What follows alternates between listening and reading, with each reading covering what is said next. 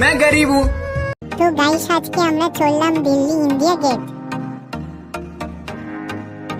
Train নাকি রে এত স্পিডে চলছে, এর সামনে যদি পড়ে যাই তাহলে তো আমি শেষ। আমাদেরকে বলতে বলতে আমরা স্টেশন চলে এলাম। जल्दी बोल, कल सुबह पनवेल निकलना পর है। খানিক ঘোরাঘুরি है खूबसूरत ये पल, सब कुछ रहा है बदल, सपने हकीकत में जो। বাড়ি চলে এলাম। এসে রাতে যা হলো তোমার দেখতে থাকো। আমাদের বাঙালিদের অবাস্তনিক ছবি তুলে নিলাম। তারপর দাদাকে বললাম কেকটা ভালো করে বানাবি যাতে খেয়ে আমি একবারে সানি লিওনির কোলে যেন পড়ি। আর এটার অবস্থা দেখো, মদ খেয়ে।